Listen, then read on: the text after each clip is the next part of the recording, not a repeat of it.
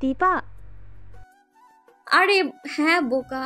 আর তুই কিনা বলছিস ওকে ভালোবাসিস? আরে বোকা, এটা তোর ভালোবাসা নয়, একতরফা একটা অ্যাট্রাকশন ছিল। আর তাছাড়া ওর মতো একটা চরিত্রহীন ছেলে তোকে কখনোই ডিজার্ভ করে না। আখি তাকা আমার দিকে, এভাবে মন ছোট করিস না। আঁকি কান্না করেই চলেছে। আজ এই কথাগুলো না শুনলে হয়তো ও নিজেকে সামলে নিতে পারতো না। আঁকি দীপার কাছে এসে ওর হাত দুটো ধরে বলে, সত্যি তোর কথাগুলো আজকে না শুনলে আমি হয়তো। আঁকিকে কাঁদতে দেখে দীপা আঁকিকে ধরে বলে উঠল, চুপ, আরেকটা কথাও না। আর আমি তো আছি তোর সাথে অলওয়েজ। এবার একটু মন খুলে হাস। চলুন ম্যাডাম, আপনার মনকে টক ঝাল মিষ্টি দিয়ে ভরিয়ে দিতে ফুচকা খাওয়াই আপনাকে। এসব কিছু শুনে রায়হান ওখান থেকে চলে যায়। ক্যাম্পাসের বাইরে ফুটপাত দিয়ে আনমনে মাথা নিচু করে হাঁটছে আর বিড়ি ফুঁকছে। মনের ভেতরে এক অজানা সুখের হাওয়া বইছে ওর। কোনো কিছু না পেয়েও যেন সব কিছু পাওয়ার সুখ। একটা মানুষ এমন তীব্র ভালোবাসা জমে রাখতে পারে কার জন্য? এটাও কি সম্ভব? আমি তো এমন একজনের অপেক্ষা ছিলাম যে কিনা তার মন, প্রাণ, দেহ, আত্মা সব কিছুতে আমাকে ভালোবাসবে, শুধু আমাকে। আমার জন্য তার জীবনটা দিয়ে দিতে দুইবার ভাববে না। না না, আমি আমার ভালোবাসাকে খুঁজে পেয়েছি, কোনো কিছু বিনিময়ে হারাতে পারবো না। মানব জীবন বড়ই বিচিত্র, সবই যেন সৃষ্টিকর্তার আজব খেলা। কারণ লাটাই তো তার হাতে, আর আমরা সবাই সুতোয় বাঁধা ঘুরি। ঠিক তেমনই মানব দেহে থাকা মনটাও বড়ই অদ্ভুত। মাঝে মাঝে মনকে বোঝানো বড়ই কষ্টসাধ্য হয়ে যায়। মনটা নিজের হলেও অন্যের কথায় চলতে চায়। আচ্ছা, এমন কেন হয়? কেন যেই মনটাকে এতগুলো বছর মানুষ নিজের দখলে রাখে, হুট করে সেই মনটা অন্যের আবদার মানতে থাকে? এসব কিছুই রূপার মাথায় ঘুরপাক খাচ্ছে। আর দীপা, আচ্ছা, আমি তো চাই না ওনার সম্পর্কে ভাবতে, তাহলে কেন বারবার ওনার কথাই ভাবছি? না, আমার মাথায় কাজ করছে না। এই লোকটার কথা ভাবতে ভাবতে আমি শহীদ মিনার হয়ে যাব। দেখি তো কয়টা বাজে। না, আমার একটু চা খাওয়া দরকার। মা আবার অবেলায় চা খেলে বকা দিবে। যাই, চুপ করে বানিয়ে নিয়ে আসি। এদিকে দীপা ভাবছে আরেক কথা। ঘড়িতে যেন কোনোভাবেই 8টা না বাজে, কারণ ঘড়িতে 8টা বাজা মানে ওই অসভ্য লোকটার কল আসা, যা দীপার মোটেও ভালো লাগে না। দিনকে দিন লোকটা বেশ বার বেড়েছে। লাগাম ছাড়া ঘোড়ার মতো মুখের ভাষা তার। ছি, ভাবতেই কেমন জানি লাগে দীপার। অসভ্য লোক একটা। আচ্ছা, রূপাকে কি বলবে দীপা ওই লোকটার কথা? না বাবা না, রূপা আবার কুংফু ক্যারাটে শুরু করবে। না, দীপাকেই হ্যান্ডেল করতে হবে ব্যাপারটা। দীপার এখনও মনে আছে গত বছরের কথা। পাশের বাড়ির মিলন খুব দীপাকে টিস করত আর প্রপোজ করতে চাইতো বারবার। অনেকবার দীপার পথও আটকিয়েছিল। এটা জানার পর রূপা ওর গন্ডি বান্ধবীদের গ্যাং নিয়ে ছেলেটার বুকের উপর চড়ে বসে ইচ্ছে মতো ধোলাই দিয়েছিল। মিলনরা এই এলাকা ছেড়েছে অনেক আগেই। দীপা আজও বোঝেনি যে সেদিন দীপার বাবা রফিক রহমান কেন রূপাকে কিছু বলেনি। হয়তো বাবা বড় মেয়ের প্রতি অন্যায়ের প্রতিবাদ করাতে রূপাকে কিছুই বলেনি। সে যাই হোক, অনেক কিছু ভেবেই দীপা রূপাকে কিছুই জানাবে না বলে সিদ্ধান্ত নেয়। দীপা ঘড়ির দিকে তাকায়। ইয়াল্লাহ, ঘড়িতে যেন 8টা না বাজে। 8টা বাজলে ওই অশুভ লোকটা কল করে উল্টাপাল্টা কথা শুরু করবে। বিরক্তিকর এই লোকটার কথা ভাবতেই আমার মাথাটা কেমন জানি ঘুরছে। না, এক কাপ চা খাওয়া দরকার। রূপা বিছানায় বসে পড়ছে আর দীপা পড়ার টেবিলে। দীপা মনোযোগ দিয়ে পড়ালেখা করছে। মেডিকেলের মোটা মোটা বইগুলো যেন দীপার সবচেয়ে ভালো বন্ধু। দীপা এদের মাঝেই মেতে থাকতে চায়। রূপা বিছানা থেকে নামছে। না, আর একটু চা না খেলেই নয়। কিরে, কোথায় যাচ্ছিস রূপা? আর বলিস না দি ভাই, মাথাটা ঝিমঝিম করছে, চা খাবো। কিন্তু বাড়িতে দেখ, কিন্তু ঘড়িতে দেখ রাত 8টা বাজে। এই অবেলায় চা খেলে মা বকা দিবে, তুই তো জানিস। তুই চুপি চুপি বানাতে যাচ্ছি। 8টা বেজে গেছে। এইবার ঘড়িতে সময় দেখে রং নাম্বারের কল আসার কথা ভেবে দীপার ভয় লাগছে। জি হ্যাঁ মহারানী। জানি। এখন মায়ের কাছে চা চাইলে সে 1 গ্লাস করে দুধ দিয়ে যাবে। আমাদের দুজনকে তাও চা দিবে না, আর চায়ের জন্যে এতগুলো লেকচার শোনাবে। এই শোন না বোনু আমার, আমারও না মাথাটা ঝিমোচ্ছে। আমাকেও 1 কাপ। বুঝেছি বুঝেছি, আমাকে বকা খাওয়ানোর যত ধান্দা। ধরা খেলে তো সব বকা আমি একাই খাবো, তখন তোর নামও বলে দিব, মনে রাখিস। ধরা খাবি না, যা শোনা বোন আমার, যা যা। আচ্ছা, গতকাল লোকটাকে থ্রেট দিয়েছিলাম যে মার খাওয়াবো। আম, আজকে নিশ্চয়ই লোকটা আমাকে, না না, আমি এই নাম্বারটাই ব্লক করে দিব। রূপা চা বানাচ্ছে আর গুনগুন করছে। আমি তো প্রেম করিনি, প্রেম আমার ওপর পড়েছে। বাহ, গানটা তো আমার সাথে একদম মিলে গেছে। আমি ওই বেয়াদব খরগোশটার ওপর পড়িনি, বরং ওই ওই খরগোশটাই আমার ওপর পড়েছে। আহা, চাহের কি ঘ্রাণ! আহ, নেশা ধরে যায় একদম। দিভাই বলছিল একটু সময় নিয়ে লিকার জাল দিলেই চায়ের আসল স্বাদ পাওয়া যায়। এমন চা খাওয়া যাতে দিভাই খুশি হয়ে যায়, আমাকে 200 টাকা বকশিস দিয়ে দেবে। উফ রূপা, কি আইডিয়া তোর মাথায়! ক্রিং ক্রিং দীপার ফোন বেজে উঠল, সাথে ওর হার্টবিট বেজে চলেছে বিদ্যুৎ গতিতে। আজ আরেকটা অচেনা নাম্বার থেকে কল আসলো। দীপা কলটা রিসিভ করলো। হ্যালো, আসসালামু আলাইকুম। কে বলছেন? আমি চড়ুই পাখিটা। আমি তোমার হবু বর। কেন জান, কেন কেন আমার নাম্বারটি ব্লক করে দিলে? তুমি না বলেছিলে যে আমার নাম্বার ব্লক করে কোনো লাভ নেই? দীপা ভ্যাবাচেকা খেয়ে বলে উঠল। দেখুন, আমি আপনার পাখি টাকি না, আমার নাম আছে। আ- আমার ফোন আমার মন চেয়েছে, তাই আমি ব্লক করেছি আপনার নাম্বার। তা কয়টা নাম্বার ব্লক করবে? আমার রেড চেরি টমেটো, শুনি তো। আর হ্যাঁ তোমার এই গুণটা রায়হানা ফাইহান, কি খবর ওর? আমি তো কখন থেকে পিঠে ছালা বেঁধে রেডি ম্যাডাম। দীপার রাগে সাপের মতো শো শো করতে লাগলো। শুনুন, সুন্দর করে নাম বলুন। রায়হান ফাইহান কি আবার? হ্যাঁ, ওনার নাম শুধু রায়হান, রায়হান চৌধুরী। উনি যদি জানতে পারে তবে আপনার কিন্তু। বাব্বা, গায়ে লেগে আছে দেখা যায়। কি ব্যাপার, হ্যাঁ? প্রেমে পড়ে গেল নাকি ওই রায়হানের? এবার দীপা পড়ার টেবিলে এক খুশি মেরে নিজেই আহ করে বলে উঠল। এই মিস্টার দেখুন, খবরদার প্রেম টেম করো না জানো। প্রেম তো তুমি আমার সাথে করবে, শুধু আমার সাথে। দীপা ভাবছে না, এভাবে এই লোকের কাছে হার মানবে না। কি বলবে এখন দীপা? কিন্তু ও তো রায়হানকে পছন্দ করে না। প্রেম তো দূরে থাক, ওই গুন্ডাটাকে দেখলেই ওর বিপি লো হয়ে যায়। তার সাথে আবার নাকি প্রেম, কিন্তু কিছু একটা তো ওকে বলতে হবে, তাই না? এবার দীপা রেগে টেবিলে রাখা খাতাটা টেবিলে জোরে বাড়ি দিয়ে। 100 বার প্রেম করব, দেখি আপনি কি করেন। এমন মার খাওয়াবো না। জান, আমি তো চাই তোমার নরম হাতে মার খেতে।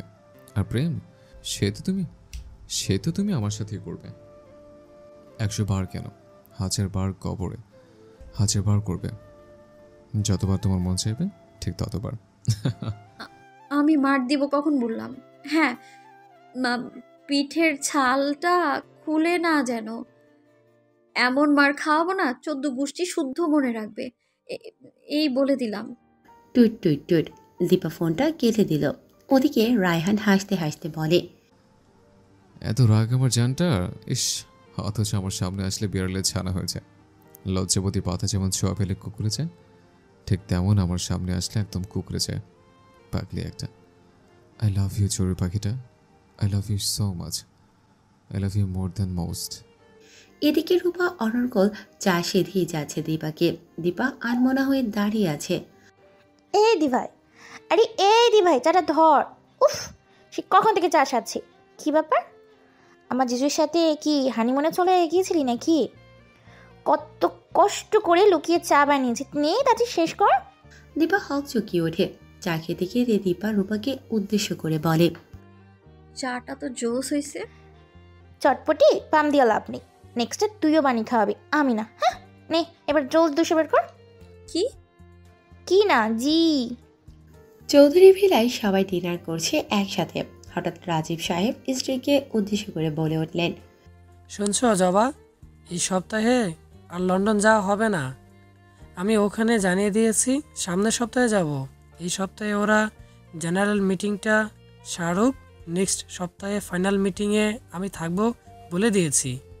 জি, রুগীটার জন্য মিটিং, তার অবস্থা যদিও তেমন একটা ভালো নেই, কিন্তু রায়হানদের ভার্সিটি থেকে নবীনবরণ অনুষ্ঠানের জন্য প্রতিবারের মতো এইবারও বারবার কল আসছে প্রধান অতিথি হিসেবে উপস্থিত হওয়ার জন্য।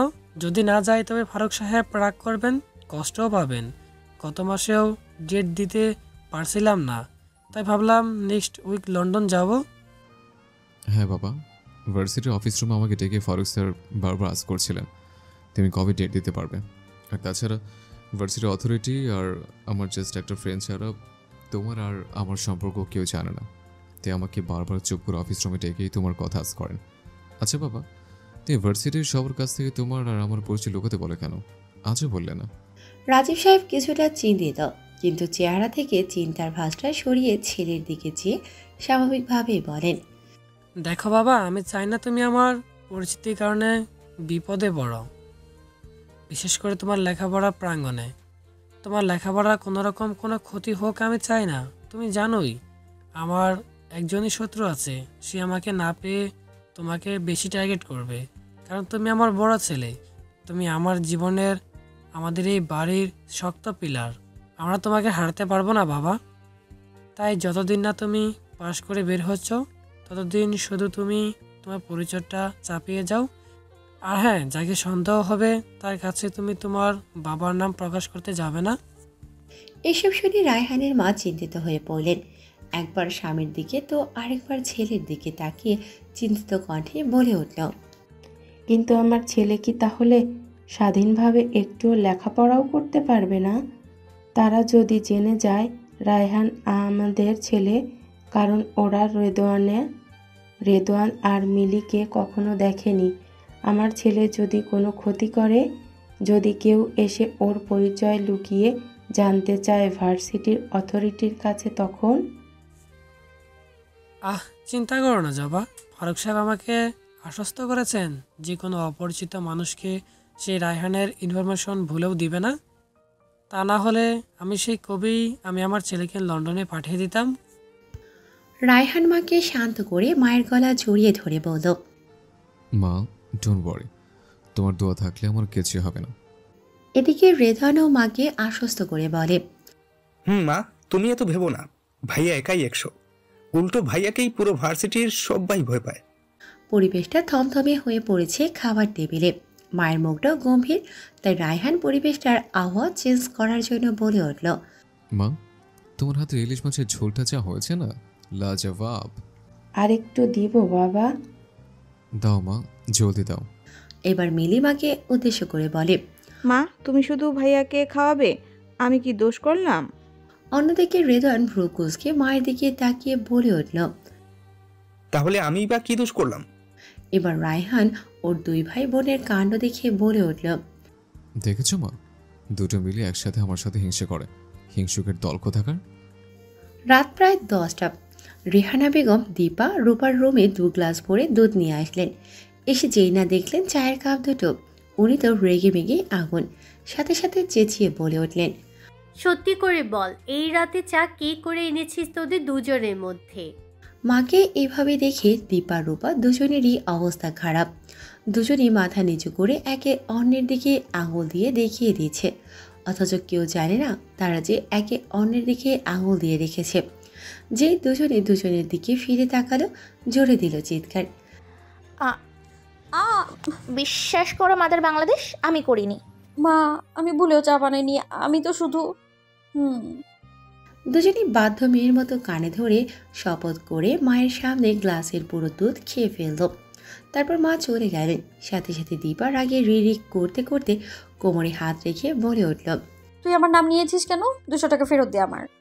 রূপা মুখে ডেবিল একটা হাসি দিয়ে বলে, রূপা যেই মাল, যেই জিনিস একবার নেয় সেটা ফেরত দেয় না সোনা, বলে যা ওই টাকার কথা। দীপা বিছানা থেকে একটা বালিশ নিয়ে রূপার মুখে মেরে, বেইমান একটা, চিটার একটা, দেখে নিব তোকে আমি। দীপা বিছানায় রাখা কুশন বালিশটা নিয়ে রূপাকে আবারও একটা বাড়ি দিয়ে চুপচাপ পড়ার টেবিলে গিয়ে বসে। অনেক রাত, প্রায় 1টা। দীপা হাই তুলে চেয়ারে বসে বিছানায় পায়ের উপর পা রেখে ফোনের দিকে তাকালো। সাথে সাথে দীপার ফোনের দিকে তাকিয়ে দেখে SMS। সেখানে রায়হান লিখেছে, গুড নাইট চড়ুই পাখিটা। দীপার রেগে গিয়ে বলল, গুড নাইট মাই ফুট। যা বাবা, আমি আবার তোকে কখন গুড নাইট বললাম?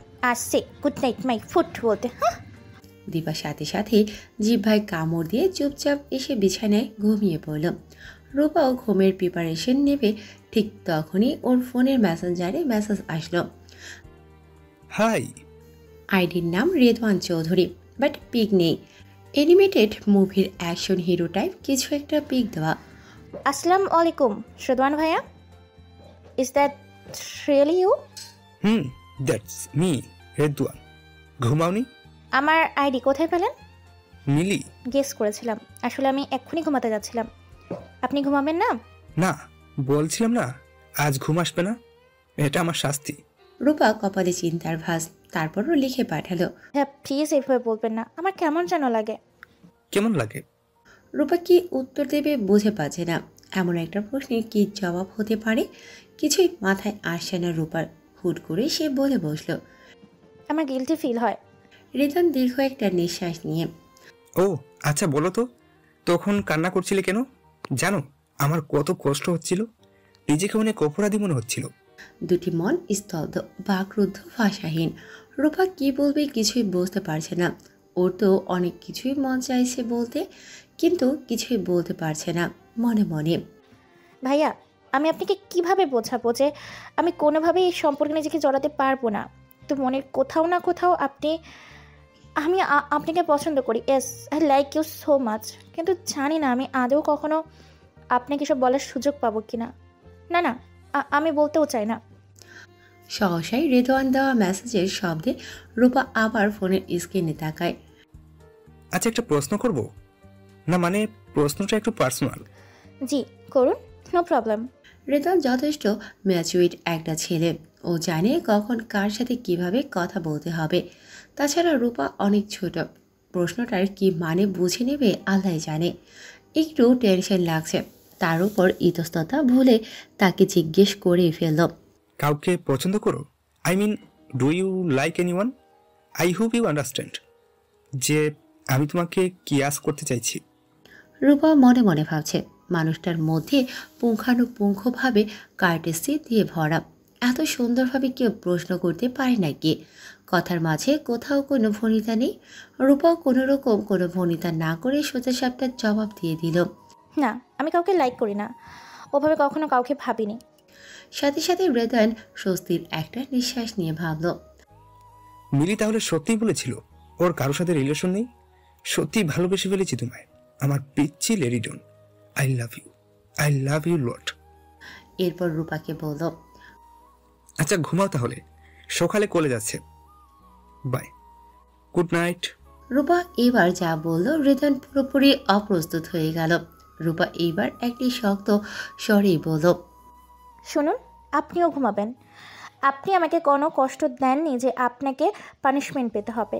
আমি তো কষ্ট পাইনি, তাহলে পানিশমেন্ট কিসের? আর পানিশমেন্টটা তো আমার দেওয়ার কথা, কই আমি তো দিইনি। না ঘুমালে কিন্তু ভালো হবে না। Good night, have a sweet dreams ever, by.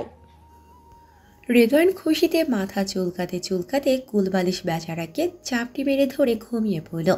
পরের দিন সকালে দিবাদের ভার্সিটিতে প্রথম বর্ষের শিক্ষার্থীদের জানিয়ে দেওয়া হলো নবীন বরণের ডেট। সবাই তো অনেক খুশি, সবাই যার যার মতো প্রিপারেশন নিতে লাগলো।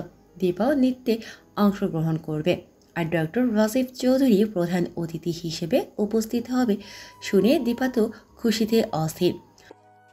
জানিস আখি, রাজীব স্যারকে দেখেই প্রথম ডক্টর হওয়ার ইচ্ছে মনে জাগে আমার। স্যারকে বাবাও খুব পছন্দ করে, সব সময় ওনার ইন্টারভিউ টিভিতে নয়তো ইউটিউবে দেখতাম, এবার সামনে থেকে দেখবো। ইস কি যে ভালো লাগছে জানিস। শুনেছি স্যারের রোগীর সংখ্যা প্রচুর, সিরিয়ালও অনেক আগে থেকে দিতে হয়, বেশিরভাগ সময় লন্ডনে থাকে। তাই জন্যই তো বাবা কিছুদিন আগে সিরিয়াল দিয়ে রেখেছে। রায়হান দূর থেকে দেখছে যে দীপার পেছনে মুন্না বারবার আসা যাওয়া করছে। সেদিনও রোবেল আর মুন্না এদের একজন দীপাকে ধাক্কা মেরেছিল, এতে কোনো সন্দেহ নেই। তা রায়হান ভালো করেই জানি, কিন্তু রায়হান বুঝতে পারছে না ওরা দীপাকে কেন টার্গেট করলো। ওরা কি তাহলে দীপার প্রতি রায়হানের?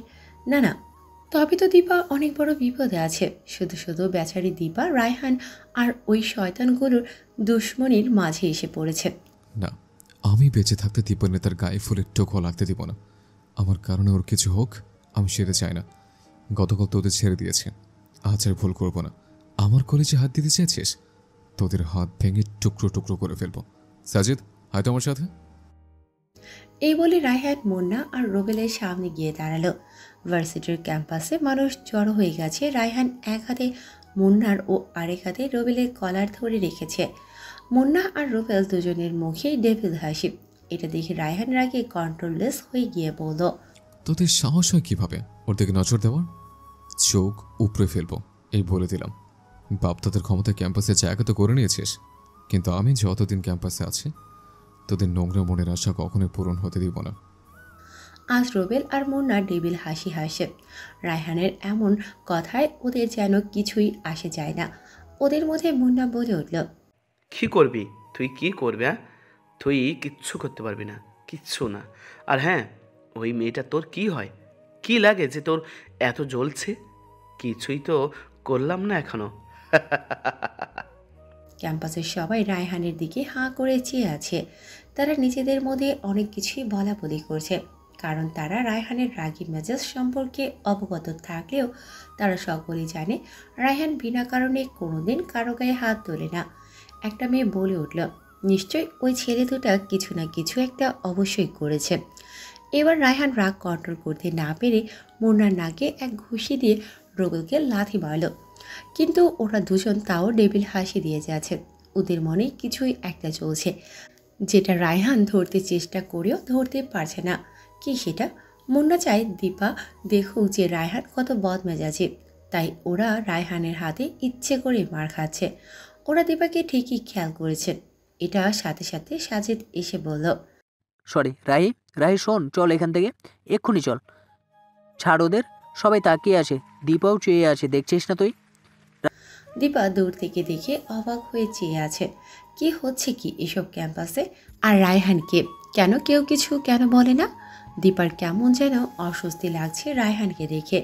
এসব দেখে দীপা ওখান থেকে চলে যায় আর মনে মনে বলে, ছি, ভাবতে পারি না লোকটা এমন। বিনা কারণে কিভাবে ছেলে দুটোকে মারলো, বড়লোক বাবার গুন্ডা ছেলে একটা। রায়হান সাজিদকে সব ঘটনা খুলে বলল আর বলল যে ওরা দীপান্বিতার দিকে কোন নজর দিয়েছে। গতকাল ওরাই দীপান্বিতাকে সিঁড়ি থেকে ধাক্কা দিয়েছিল, আর নয়তো দীপান্বিতাকে ওরা ভিড়ের মাঝে নোংরাভাবে স্পর্শ করতে চেয়ে এই ঘটনা ঘটে। দুটোর যে কোনো একটা ঘটেছে। এটা ভাবতে রায়হান ওর হাতটা দেয়ালের সাথে ঘুষি মারে, সাথে সাথে কেটে রক্ত পড়তে থাকে মাটিতে। এই দোষ, কি করছিস তুই? থাম, টেকনিকে ওদের নকআউট করতে হবে দোষ, এভাবে না, এভাবে তো দীপা তোকে ভুল বুঝবে। রায়হান কিছুক্ষণ চুপ হয়ে রইল, কি যেন ভাবছে। রাগে ওর চোখ দিয়ে মনে হয় রক্ত বের হয়ে যাবে। সাজিদও ভয় পেয়ে গেল। নিজেকে কোনো রকম সামলিয়ে রায়হান বলল, শোন দোস্ত, ছোটবেলায় বলেছিলাম না যে স্বাধীনতা অর্জনের চেয়ে স্বাধীনতা রক্ষা করা কঠিন? ঠিক তেমনি আমার কাছে ভালোবাসা পাওয়ার চেয়ে ভালোবাসার সম্মান রক্ষা করা অনেক বেশি গুরুত্বপূর্ণ। এতে যদি দীপান্বিতা আমাকে ভুল বোঝে, ওরে ভুল বোঝাকেই ওর তরফ থেকে উপহার মনে করে এই জীবন কাটিয়ে দেব। সাজিদ বন্ধুর এই কথা শুনে অবাক হলো না, বরং ও জানে 3 বছর আগে রায়হান ওদেরই এক বন্ধু জুয়েলকে জেলে পাঠিয়েছে, কারণ জুয়েল তার নিজের প্রেমিকাকে রেপ করতে চেয়েছিল। সেই স্থানে যদি নিজের ভালোবাসার দিকে কেউ কুনজর দেয়, ও বিন্দু পরিমাণ সহ্য করবে না, এটাই স্বাভাবিক। এই সমাজের তথাকথিত ভালো পুরুষ মানুষের অভাব নেই, যাদের মুখে ভালো মানুষের মুখোশ লাগানো থাকে আর ভিতরটা নিকৃষ্ট চতুষ্পদী প্রাণীর মতন। এদের চোখে মুখে থাকে শুধু নারী দেহ ভোগ করার লালসা। কিন্তু রায়হান যতদিন বেঁচে থাকবে তার প্রেয়সীকে এই লালসার শিকার কোনোদিনই হতে দেবে না। ভালোবাসার মানুষকে না পাওয়ার তীব্র যন্ত্রণা আমার জানা নেই, তবে প্রেয়সীকে মানুষ নামক নোংরা প্রাণীর কাছ থেকে কীভাবে সেভ করে রাখতে হবে সেটা আমার ভালো করেই জানা আছে। আমি আমার ভালোবাসার মানুষকে আঁকলে রাখতে চাই ভালোবাসার ছায়াতলে, যেখানে থাকবে শুধুই ভালোবাসা আর সম্মান।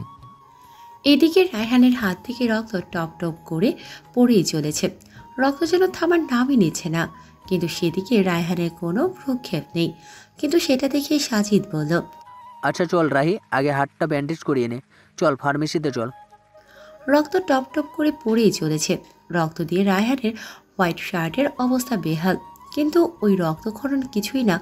ভালোবাসার মানুষটার দিকে কেউ নোংরা চোখে তাকালে বুকের মাঝে যে রক্তক্ষরণ হয়, সেই যন্ত্রণার কাছে এটা কিছুই না। রক্তমাখা হাতটা ঝাড়া দিতে দিতে রায়হান বলল, যার জন্য হাতে রক্ত ঝরলো ব্যান্ডেজটা তাকে দিয়ে লাগাবো। তাকে দিয়েই। ছড়ি পাখিটা আমার এই ব্যথার আর বুকের ভিতরে রক্তক্ষরণের উপশম চেয়ে শুধু তোমার কাছেই যান। তুমি ছাড়া কেউ এর ঔষধ দিতে পারবে না। সাজিদ, তুই একটু অপেক্ষা করো এখানে, আমি আসছি। এদিকে রায়হানের এই মারপিটের কথা চৌধুরী ভিলাতে পৌঁছেছে এবং কি ওর মায়ের কান পর্যন্ত পৌঁছে গেছে। আজ ছেলেকে কিছু না বলেও স্বামী রাজীব চৌধুরীকে ইচ্ছে মতো কথা শোনাবেন মনে মনে ভাবছেন জবা চৌধুরী। এদিকে তো চৌধুরী সাহেব ছেলের চেয়ে বেশি স্ত্রীর মাথা কিভাবে ঠান্ডা করবেন সেই টেনশনে আছেন, কারণ জবা চৌধুরী স্বামীকে হাজারবার অনুনয় বিনয় করেছে রায়হানকে বিদেশে পড়াশোনা করানোর জন্য, কিন্তু তখন রাজীব চৌধুরী কথা শুনেনি। এদিকে স্বামী রাজীব সাহেব ডাইনিংয়ে বসে ল্যাপটপে কাজ করছে আর জবা চৌধুরী রান্না করছে ও হাতের খুন্তি নাড়িয়ে নাড়িয়ে বলছে, 1000 বার বলেছিলাম তোমায়, 1000 বার আমার ছেলেটাকে লন্ডন পাঠিয়ে দাও পড়ার জন্য। আমার কথা তুমি শোনোনি। 2 দিন পর পর ক্যাম্পাসে মারপিট করছে কোনো না কোনো কারণে। আবার যদি আমি কিছু বলতে চাই তবুও বারণ করো। এই বাড়িতে যে আমার আর কোনো মূল্য নেই সেটা আমি বুঝে গেছি। জবা, এসব কি বলছো? হ্যাঁ, মানুষ শুনলে কি ভাববে? একটু বুঝে শুনে কথা বলো। জবা চৌধুরী রেগে আগুন, কিছুতেই শান্ত করতে পারছে না আজ জবাকে। চোখ দিকে স্বামী রাজীব সাহেব স্ত্রীর কাছে এসে কাঁধে হাত দিয়ে বললেন, আচ্ছা শোনো, আজও আসুক, ওকে আমি বুঝিয়ে বলবো। আমার ছেলেরা খারাপ কাজ করা ছেলে নয়, তাও আমি আজ ওকে ইচ্ছে মতো বকে দেব। তবুও তুমি এভাবে রাগ করে থেকো না। বেশি বকো না, বুঝিয়ে বলো, তবে একটু কঠিন স্বরে। এ না হলে ছেলের মা। তুমি বুঝবে না, মায়েরা এমনই হয়। কিছু কিছু সময় মন যেটা চায় সেটাকে প্রশ্রয় দেওয়া যায় না। শত ইচ্ছে থাকলেও মনের ইচ্ছের বিরুদ্ধে চলতে হয়। হ্যাঁ, আজ রূপা মনের ইচ্ছের বিরুদ্ধেই কলেজে একা একা চলে এসেছে। আজও বিলেতের গাড়িতে করে আসবে না, তাই ও চায় না হৃদয়নের সাথে ওর দেখা হোক। ও নিজেই বুঝতে পারছে না ওর মনের ভেতরে কী চলছে। এদিকে গাড়িতে বসে মিলি রেগে ভেগে ফায়ার। হৃদয়নের মনের ভেতর একটা ছটফটানি অনুভব হচ্ছে। মাথা নিচু করে চুপ করে সামনের সিটে বসে আছে। হঠাৎ মিলি ভাইকে জিজ্ঞেস করে উঠল, তুই কি করছিস ছোট ভাইয়া? আমার বান্ধবীর সাথে যে আজও আসলো না আমার সাথে, কিছু কি হয়েছে? মনের এহেন প্রশ্নে হৃদয় পুরাই হতভম্ব। হৃদয় কি এমন ছেলে যে কিছু করবে? মিলি, এসব কি বলছিস তুই? আমি আবার কি করলাম? আমি তো জাস্ট, আসলে গতকাল ওর মনটা কেন যেন খারাপ ছিল। ট্রাস্ট মি, আমি। ভাইয়ের কথা শেষ হবার আগে মিলি বলে, ধুর বোকা, আমি জানি। আমি তো জাস্ট এমনি জিজ্ঞাসা করলাম। আগে কলেজে যেয়ে নেই, তারপর বোঝা যাবে। হৃদয় কিছুটা অন্যমনস্ক, বারবার গতকালের কথা ভাবছে। আচ্ছা, আমি কি রূপার সাথে কাল বেশি কিছু করে ফেলেছিলাম? এবার হৃদয়ের পেছনে মিলির দিকে তাকিয়ে আমার মুখ ফিরিয়ে নিয়ে মুখটা ছোট বাচ্চাদের মতো করে বোনকে উদ্দেশ্য করে বলল, মিলি, আমাকেও একটু জানাস please. I am feeling so guilty. কলেজে এসে মিলি হন্যে হয়ে রূপাকে খুঁজতে লাগলো। ক্লাসে এসে খেয়াল না করে বেস্টিকে সারা কলেজে খুঁজে বেরিয়েছে, কোথাও পেল না। তারপর আবার ক্লাসে ফিরে এসে দেখলো ও ক্লাসের এক কোণায় মাথা নিচু করে বসে কি যেন ভাবছে। মিলি রূপার পাশে বসে পড়ল আর জোরে জোরে নিঃশ্বাস নিতে লাগলো আর বলল, কি রে, কি হয়েছে তোর? মন খারাপ? একা একা চলে আসলি যে? রূপা মুখটা তুলে মেকি হাসি দিল, যেন মিলি কিছু বুঝতে না পারে। তারপর বলল, না, আসলে ভাবছি যে আজও তুই আসবি না, আর ভাবলাম অনেক দিন যাবত রিক্সা নিয়ে আসা হয় না। তাছাড়া তোর ভাইয়ের সাথে একা আসতে কেমন জানি লাগছিল, তাই আর কি। ও মা, সে কি? সেদিন তো ভাইয়ার দিকে তাকিয়ে ক্রাশ খেয়েছিলি। আমি কিন্তু পুরোই বুঝেছি এখন। তখন কেমন কেমন লাগেনি ম্যাডাম? রূপা তো আকাশ থেকে যেন এইমাত্র মাটিতে পড়ল।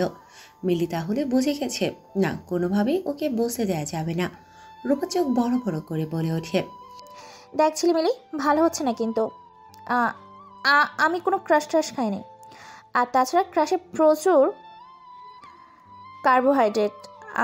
বেশি কার্বোহাইড্রেট খেলে আমি আবার মোটো হয়ে যাব, তাই আমি ক্রাশ খাই না। এমন কথা শুনে মিলি হাসবে নাকি কাঁদবে, সে কি বলবে কিছুই বুঝতে পারছে না। কি? জীবনে প্রথম শুনলাম এমন কথা। তুই পারিসও দোস্ত, তাই তো ছোট ভাইয়া তোর জন্য দিওয়ানা হয়ে গিয়েছে। রূপা এবার গম্ভীর গলায় মিলিকে থামিয়ে বলে উঠল, মিলি বোঝার চেষ্টা কর, তোর ভাইয়াকেও বোঝা, এটা সম্ভব না। আপনার সে তোর ভাইয়া। আমার তোর প্যারেন্টস তারা জানলে কি ভাববে তুই বল? কেউ কিছু ভাববে না। তুইও না কি সব সেকেলের চিন্তা ভাবনা করছিস? ছুটি শেষে মিলি আর রূপা কলেজ থেকে বের হওয়ার সময় হঠাৎ মিলি রূপাকে থামিয়ে বলল, তুই একটু দাঁড়া, আমি আসছি।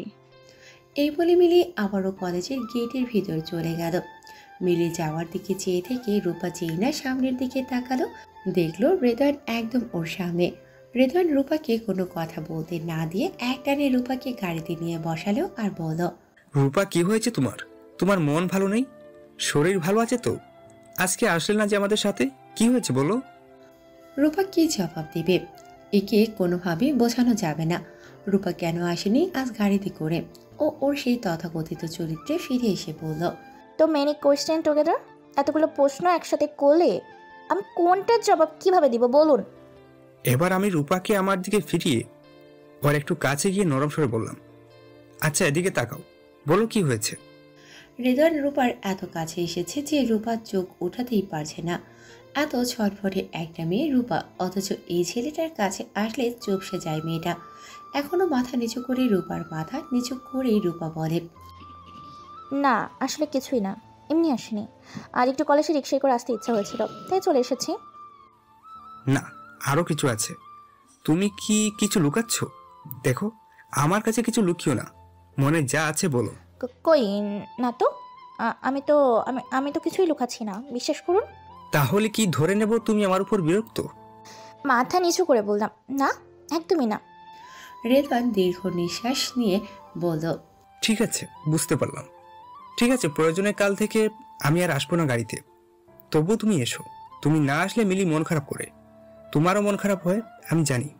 ছি, সে কি করে হয়? আপনি আসবেন না কেন? এমনটা হলে আমার নিজেকেই নিজের কাছে ছোট মনে হবে। আসলে সত্যি বলতে আমি চাই না যে আপনার মনে আমাকে নিয়ে কোনো ফিলিংস কাজ করুক, আমি সেটা চাই না। ইস, এমনই একটা কথা শোনার জন্যই তো রেদওয়ান অপেক্ষা করছিল। রেদওয়ান চাইলেই তো এমন একটা কথা বলে ফেলতে পারছে না। যদি রূপা ওকে ভুল বোঝে তখন কি হবে? অবশেষে বুঝে হোক আর না বুঝেই হোক রূপা প্রসঙ্গটা তুলেছে, তাহলে রূপাকে বুঝিয়ে কিছু একটা বলবে। নাই, এই সুযোগ হাতছাড়া করা যাবে না, মোটেও না। রেদওয়ান সাথে সাথে জিজ্ঞেস করে ওঠে রূপাকে, কেন চাও না? কেন? কি অন্যায় করেছি আমি? আমি কি তোমার ভালোবাসা পাওয়ার যোগ্য নই?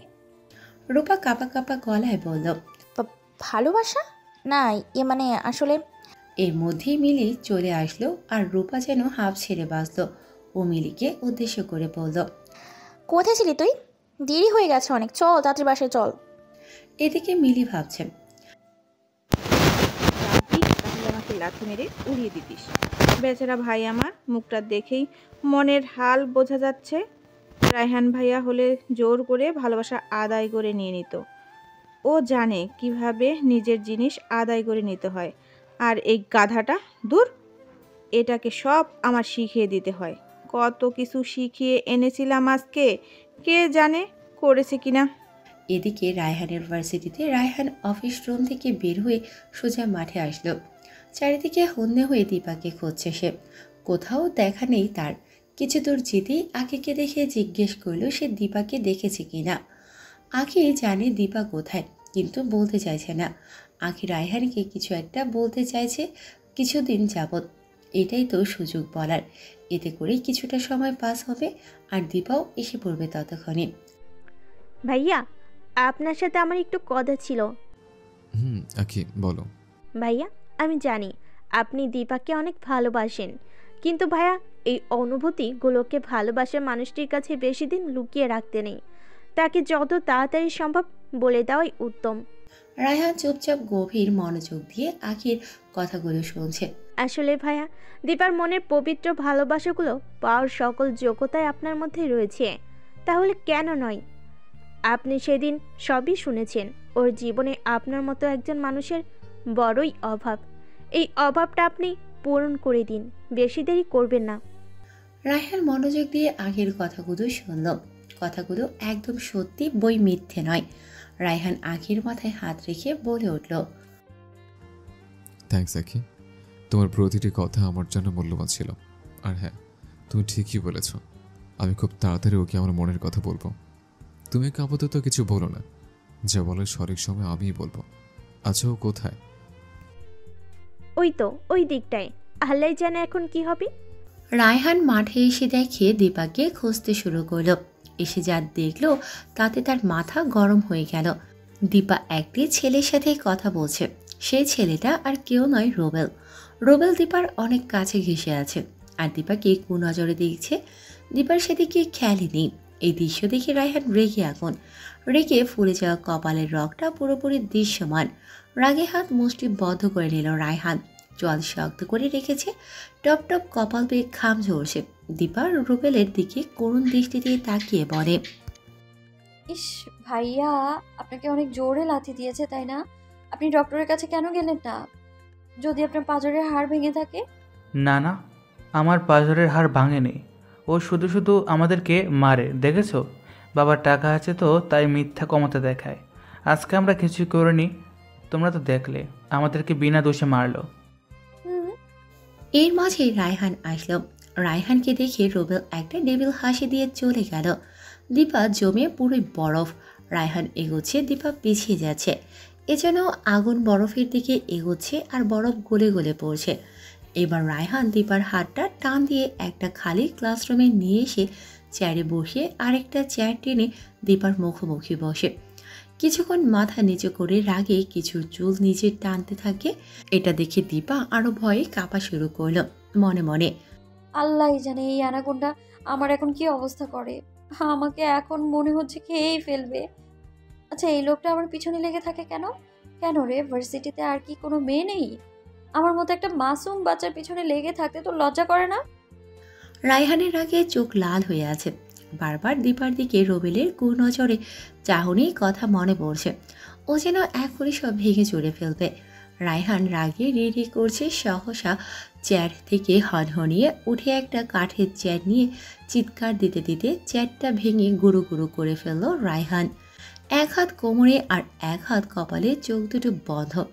এবার সামনের চুলগুলোকে দু হাত দিয়ে ঠিক করতে করতে রায়হান আবার দীপার সামনে রাখা চেয়ারে এসে বসল। বেচারি দীপা ঠায় বসে। দীপার কপাল থেকে গালে ঘাম ঝরছে সোজা গলা বেয়ে। চোখ এখনো কিছু বন্ধ করে আছে। রায়হান সবই দেখছে চেয়ে চেয়ে। চেয়ারটা না ভাঙলে হয়তো, যাই হোক, রাগটা কিছুটা হলেও কমেছে। রায়হান রাগে চোখে দীপার দিকে তাকিয়ে দাঁত কটমট করে বলে, আপনি এতক্ষণে ছেলের সাথে কি কথা বলছিলেন? আমার চোখের দিকে তাকান। হ্যাঁ, আপনার কি বলছে বলেন, কি কথা বলছিলেন আপনি? আপনার সাহস হয় কিভাবে ওই ছেলেটার সাথে কথা বলেন? আপনি ওকে চেনেন? রাগের মাত্রা এতটাই বেড়ে গেছে যে দীপাকে আপনি বলে সম্বোধন করছে রায়হান। এটাই রায়হানের ছোটবেলার স্বভাব। দীপাও বুঝতে পারছে ব্যাপারটা যে অতিরিক্ত রাগ থেকেই হয়তো ওর সাথে এভাবে কথা বলছে। দীপা মনে মনে বলে, কেন রে, তোকে কেন বলবো? তুই কে? গুন্ডা একটা, শয়তান একটা। বাবার টাকারও অনেক অহংকার তাই না রে তোর? আর সাহসে কি দেখেছিস তুই? হ্যাঁ, শুধু তোর সামনে ভয়ে চুপ করে থাকি বলে, তাই না? তোর কোনোদিনও ভালো হবে না, দেখে নিস তুই। দীপার চুপ থাকা রায়হান মেনে নিতে পারছে না। রায়হান আবার রাগে রি করতে লাগলো। কি হলো বলেন, কেন কথা বলছিলেন? আর ওর সাথে কি এমন কথা বলছিলেন? আমি একটু শুনি। আসলে মানে তেমন কিছুই না। তাহলে কেমন কিছু? আমাকে সেটাই বলেন, আমি সেটাই শুনবো। জানোয়ার বাচ্চা দুটাকে যে আজ মেরে ফেলেনি এটাই বেশি। সেদিন ওদের ছেড়ে দিয়ে আমি ভুল করেছি, সেদিন মেরে ফেলা উচিত ছিল। এরপর না হয় জেল খাটতাম সারা জীবন। দীপা কি বলবে কিছুই বুঝে উঠতে পারছে না। কপাল দিয়ে বিন্দু বিন্দু ঘাম ঝরেই যাচ্ছে। রায়হানের কথায় দীপার পায়ের পাতা সহ কাঁপতে শুরু করেছে। দীপা মনে মনে ভাবছে, কি ডাকাত রে বাবা, আমার সামনে বসে খুন করার কথা বলছে। একে তো পুলিশে দেওয়া উচিত। ক্রিমিনাল একটা। তোর কোনোদিনও ভালো হবে না, হবে না, হবে না, হবে না, আমি এই বলে দিলাম। কি হলো, কথা বলছেন না কেন? কি হচ্ছে আপনার? এখন চুপ করে আছেন কেন বল? আমি মাথা নিচু করে আছি, কিছুই বলছি না। আমি আচমকা ঘেমে অস্থির, মুখ দিয়ে কথা আসছে না। কিভাবে চেয়ারটা ভেঙে ফেললো লোকটা, এত রাগ তার।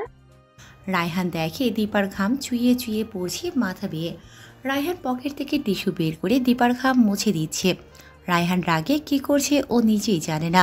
স্বাভাবিক অবস্থায় ও হয়তো এই কাজটা কখনোই করতো না। দীপার সাহস হচ্ছে না যে রায়হানকে বারণ করবে। দীপা এই মুহূর্তে একটা মূর্তি ছাড়া আর কিছুই না।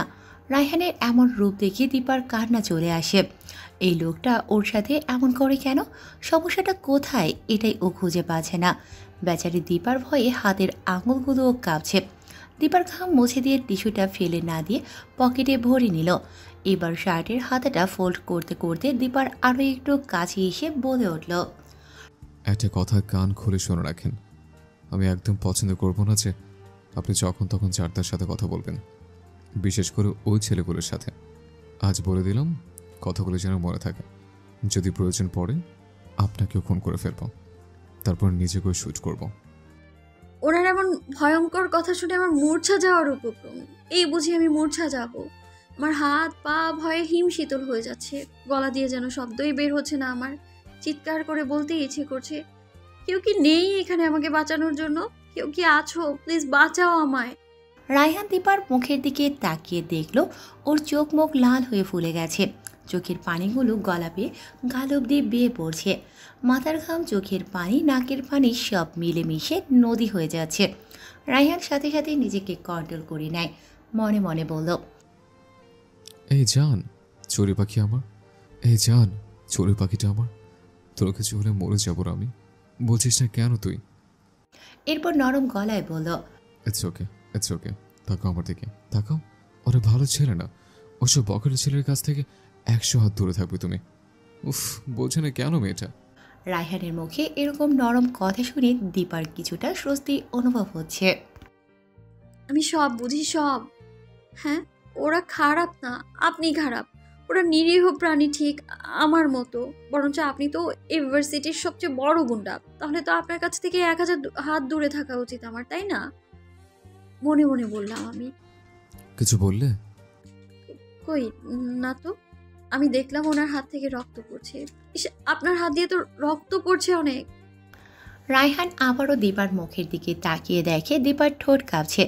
দুপুরের তপ্ত গরমে দীপার চাঁদ মুখখানা লাল হয়ে আছে। শুধু ঘোর ঘোর লাগে। মেয়েটি যদি বুঝতে পারতো যে ওকে দেখলে রায়হানের মনের নিষিদ্ধ চাওয়াগুলো বারবার বায়না ধরে, তাহলে হয়তো দীপা রায়হানের ছায়া থেকেও হাজারো কিলোমিটার দূরে থাকত। মনে মনে নিজেকে গালমন্দ করে রায়হান দীপার দিকে চেয়ে মায়া জড়ানো কণ্ঠে বলে ওঠে, ভালো হয়ে যাবে যদি তুমি ব্যান্ডেজ করে দাও। না মানে ব্যান্ডেজ করলে ঠিক হয়ে যাবে। আমার হাত কেটে যাওয়ায় উনি আমার হাতে ব্যান্ডেজ লাগিয়ে দিয়েছিল সেই দিন। আজ আমারও উচিত। তাছাড়া উনি সেধেই যখন এসেছে, আমি মনে মনে ভাবলাম, ইস, হাতে ব্যান্ডেজ করা দরকার আপনার এক্ষুনি। ঔষধ লাগাতে হবে তো। সেটার জন্য তো তোমার কাছে এসছে, আমার ব্যথার ঔষধ নিতে।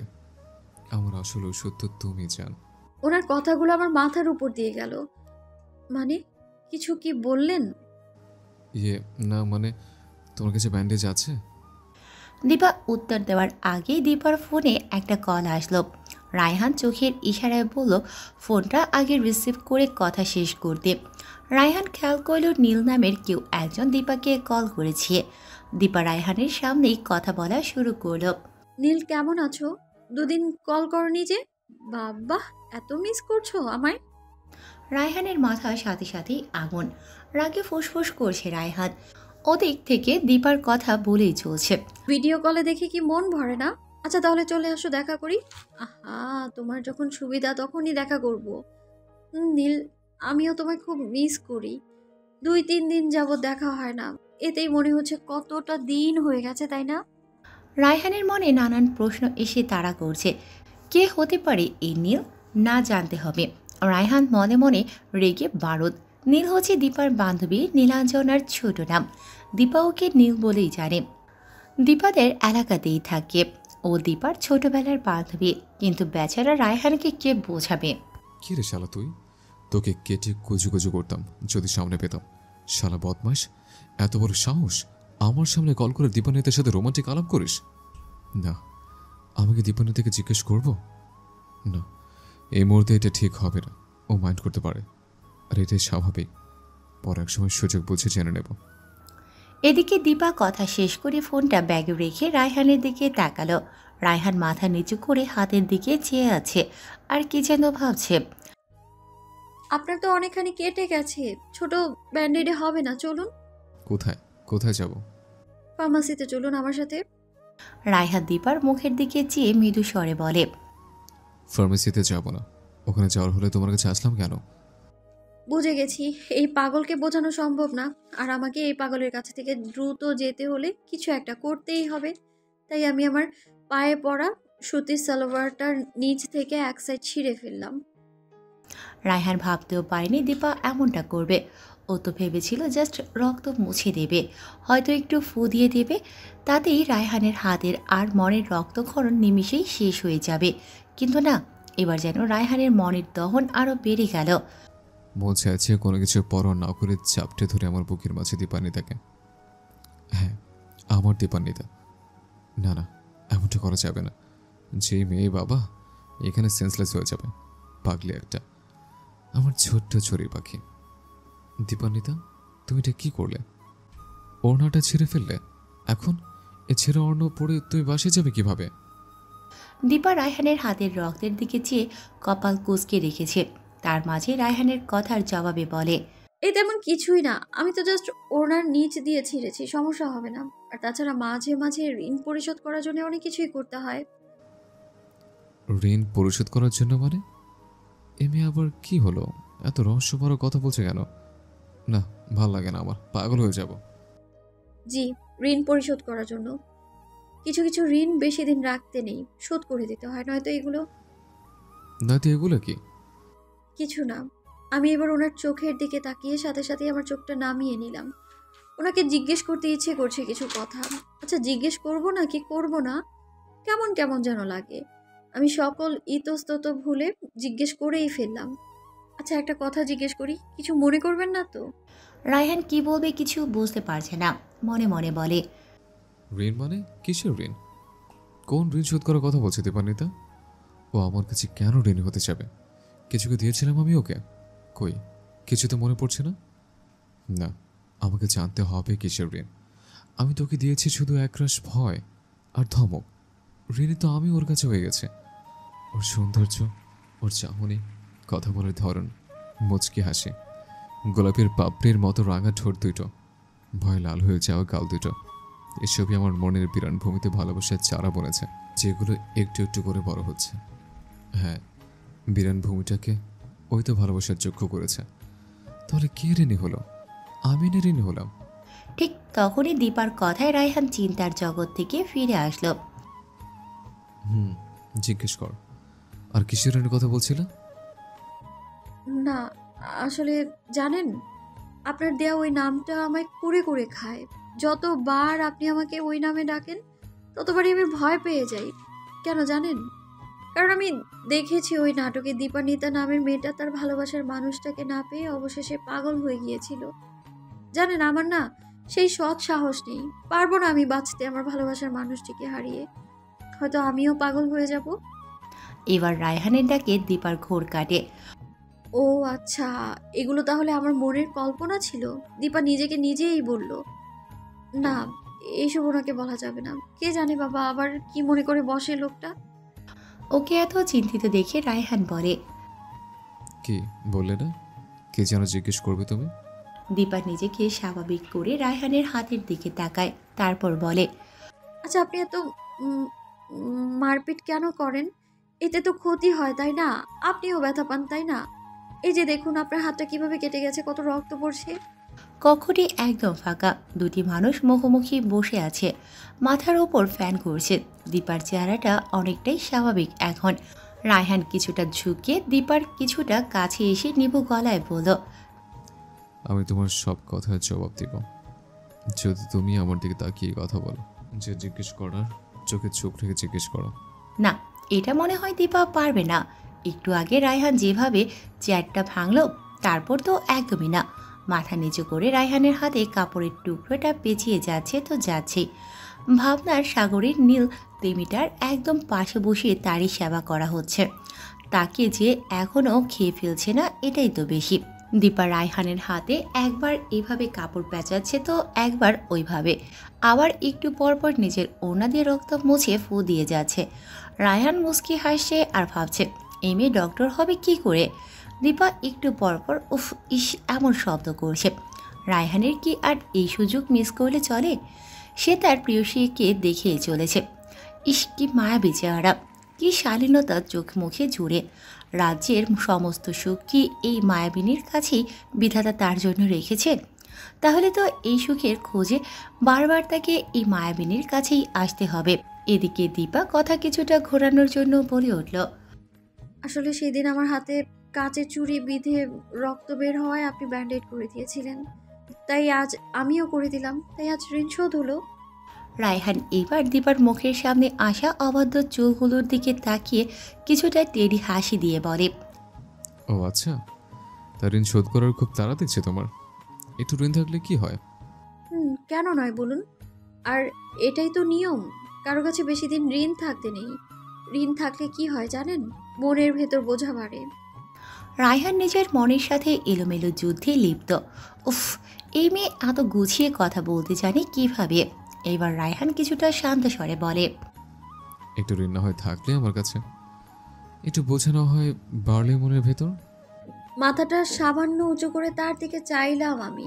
ওনার নিকষ চোখ জোড়াও আমায় দেখছে। সাথে সাথে চোখ দুটো নিচু করে ফেললাম আমি। আচ্ছা, এই লোকটা এতটা রহস্যে ভরা কেন? 6 ঋতুর মতো এই লোকটা রূপ বদলায়, কখন কি বলে কিচ্ছু বুঝি না আমি। দূর বাবা, এত বুঝে কাজ নেই আমার। এটা ভেবে রায়হানের হাতে ব্যান্ডেজটা গিট দিয়ে দিল। গিটটা একটু জোরে লেগে যায় আর সাথে সাথে রায়হান আহ করে ওঠে আর দীপার সাথে সাথে হক চকিয়ে ওঠে। সরি, আমি বুঝতে পারিনি। সরি বলে দীপা রায়হানের দিকে তাকায়। রায়হান এখন একটু অন্যমনস্ক হাতে ব্যথা পেয়ে হাত নিয়ে ব্যস্ত। এর আগে রায়হানের দিকে ও এভাবে কোনো দিন দেখেনি। দেখলেও দূর থেকে। দীপা মনে মনে বলতে লাগে, কি সুন্দর চেহারা, দেখতেও মাশাআল্লাহ। চেহারার মধ্যে কোনো ভেজাল নেই, অন্য সব কিছুতেই ভেজাল আর ভেজাল। একদম প্রেমে পড়ার মতো চেহারা, dashing, smart, good looking, stylish. এই ধরনের সমস্ত ওয়ার্ড যেন এই লোকটার জন্যই তৈরি হয়েছে। অথচ কাজকর্ম দেখো পুরাই গুন্ডাদের মতো। অ্যাংরি বার্ড একটা। কেন রে ভাই, একটু কি ভদ্রভাবে থাকা যায় না নাকি? হিটলার কোথাকার। এদিকে রেদওয়ান মুখটা ছোট্ট করে বসে রয়েছে। ইস, মিলিটা এত তাড়াতাড়ি আসলো কেন?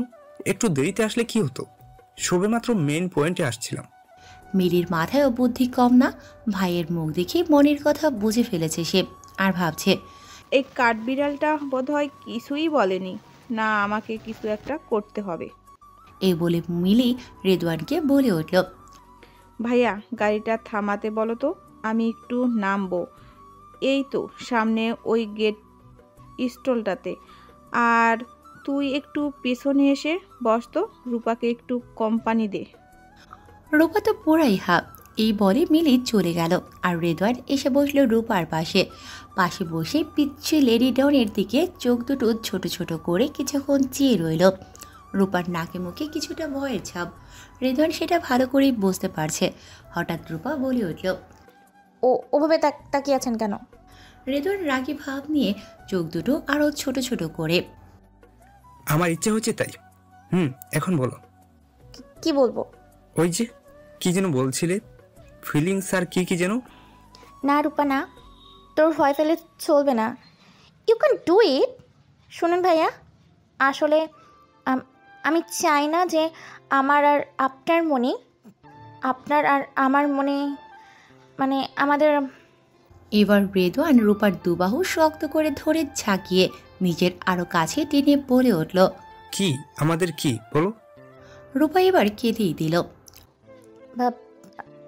আমি জানি না, আমি কিছু জানি না। কি মেয়ে তুমি বলো তো, এই নাকি কলেজের lady don? Excuse me, don't underestimate the power of little girl. Redwan গাড়ির সিটে হেলান দিয়ে অট্ট হাসি দিয়ে বলতে লাগলো, লিটল গার্ল? নিজেই স্বীকার করলে তাহলে? এবার রেদওয়ান কিছুক্ষণ চুপ থেকে রূপাকে দেখল। মেয়েটা আসলে নিজেকে যতটা সাহসী দেখাতে যায়, আসলে ততটা না। সবে স্কুলের গণ্ডি পার হয়ে কলেজে উঠল। আর তাছাড়া আমার সাথে ওর এজ গ্যাপও রয়েছে কিছুটা, যদিও এটা কোনো ম্যাটার করে না, কারণ ওকে আর আমাকে একদম পারফেক্ট মানায়। আচ্ছা, ও কি এর জন্য ভয় পায়, নাকি আমি ওর বেস্ট ফ্রেন্ডের ভাই বলে? আরও নানান কিছু ভাবলো রেদওয়ান। এবার রেদওয়ান রূপাকে একদম কাছে টেনে কপালে কপাল রেখে নেশা ভরা কণ্ঠে বলে উঠল, তার লিটল গার্ল, একটু বড় হন প্লিজ। আমার জন্য ভালোবেসে ফেলেছি তোমায়, অনেক বেশি, ট্রাস্ট মি। রূপা মনে মনে বলল, কিভাবে বোঝাবো আমি আপনাকে? আমিও আপনাকে অনেকটা পছন্দ করে ফেলেছি, কিন্তু কোনো একটা পিছুটানে আমাকে বাধা দিচ্ছে, এটা আমি আপনাকে বলতে পারছি না। পরক্ষণে রূপা কি ভেবে রেদওয়ানকে মৃদু ধাক্কা দিয়ে সরিয়ে দিল। রেদওয়ান অসহায়ভাবে জিজ্ঞাসু দৃষ্টিতে রূপার দিকে তাকিয়ে রইল। না, মেয়েটাকে আবারও কষ্ট দিয়ে দিলাম, কি যে করি না আমি, ধুর। এর মাঝে মিলিয়ে সে গাড়িতে বসে পড়ল। এতে রেদওয়ান রূপার দিকে আরো বেশি চেপে গেল। রূপা মাথা ঘুরিয়ে গাড়ির বাহিরে চেয়ে আছে। রেদওয়ান বুঝতে পারল যে রূপা কিছু একটা ভাবছে। রেদওয়ান রূপার হাতটা শক্ত করে ধরে রেখেছে। রূপা আতকে উঠেও চুপ রইল। রেদওয়ান মনে মনে ভাবল, এই হাত যখন ধরেছি তুমি চাইলেও আর ছাড়বো না, একদম না, মনে রেখো। এদিকে দীপা রায়হানের দিকে তাকিয়ে ওসব কথা ভেবে মাথা নিচু করে আবারও ভাবনার জগতে ডুব দেয়। রায়হান হাত দিয়ে দড়ি বাজালে দীপার ধ্যান ভাঙে। এই যে ম্যাম, কি ভাবছেন কি আপনি? যখনই সামনে এসে কোথায় যেন হারিয়ে যান। না না, আসলে ইস, দেখি তো আপনার হাতের বাঁধনটা একটু ঢিল দিয়ে দিই, ব্যথা হচ্ছে নিশ্চয়ই। না, একদমই না। দীপা রায়হানের হাতের ব্যান্ডেজটা ঢিল করছিল, তখনই রক্তমাখা ওড়নাটা ওর মাথা থেকে পড়ে গেল। সাথে সাথে দীপার চুলগুলো বাতাসের সাথে খেলায় মেধে উঠল। আবারও কিছু অবাধ্য চুল মুখের সামনে এসে দীপাকে রীতিমতো ডিস্টার্ব করছে। আর কিছু চুল তো ও ঠোঁটের কাছে এসে দীপাকে প্রচুর জ্বালাচ্ছে। বেচারি হাতের উল্টো পাশ দিয়ে সরানোর ব্যর্থ চেষ্টা করছে। রায়হান ভাবছে, আমি যদি ওর অবাধ্য চুলগুলো সরিয়ে দিই, ও কি খুব মাইন্ড করবে? ও কি আমাকে খুব হ্যাংলা মনে করবে? বেহায় মনটাকে কিভাবে বোঝাবো? চুপ হয়ে যা, শান্ত হ, এমন করিস না। এরপর দীপাকে বলল, দীপান্বিতা, তোমার ওনাটা তো রক্ত দিয়ে পুরো নষ্ট হয়ে গেল। আই এম সরি, আমার জন্যই এমন হলো। দীপা মাথা নিচু করে ছোট্ট একটা শ্বাস ফেলে। ইটস ওকে, সমস্যা নেই, এটা আর পরবো না, আজই শেষ। কারণ ছিঁড়ে ফেলেছি তো তাই। তবে এই ওড়নাটা ফেলেও দিব না, আর ওয়াশও করবো না। রায়হান দীপার কথা শুনে আশ্চর্য হলো কিছুটা। সাথে সাথে ও দীপাকে জিজ্ঞাসা করে উঠল, কেন, জানতে পারি? বারে, আমার ডাক্তারি পড়াশোনার জীবনের প্রথম ট্রিটমেন্ট বলে কথা, তাই মেমোরি হয়ে থাকবে। এবার ঠিক আছে, দেখুন তো বেশি টাইট লাগছে? আমার চড়ুই পাখিটা তুমি ছুঁয়ে দিয়েছ, ঠিক না হয়ে পারে বলো? সব ঠিক আছে, একদম ঠিক। বাসায় যে হাতের কাপড়টা খুলে ফেলবেন, তা না হলে আবার ইনফেকশন হতে পারে। এইবার দীপা উঠে দাঁড়িয়ে, নিন, হয়ে গেছে, আজ তাহলে আসি আমি।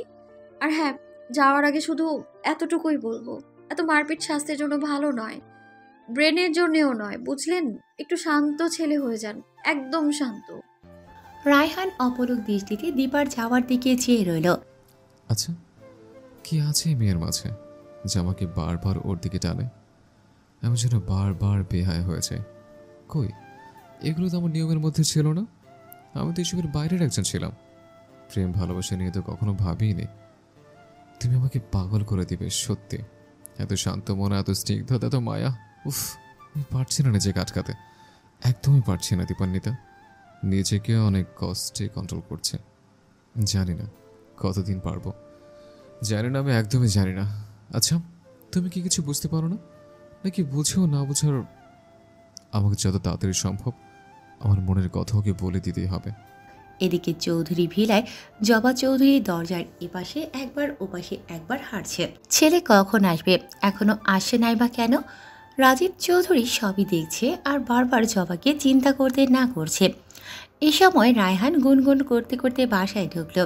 ঢুকে মাকে দেখে ওর সব বোঝা হয়ে গেছে। ও সাথে সাথে ওর কাটা হাতটা লুকিয়ে ফেলল, কিন্তু লাভ হলোটা, মা দেখে ফেলেছে। শাক দিয়ে কি মাছ রাখা যায়? এই রে, খেয়েছি ধরা। মিসেস চৌধুরী তো সেই খেপে আছে, এবার আমার খবর আছে। রায়হান চুপচাপ সিঁড়ির দিকে পা বাড়াতেই, এই দাঁড়া, চোরের মতো কোথায় পালাচ্ছিস?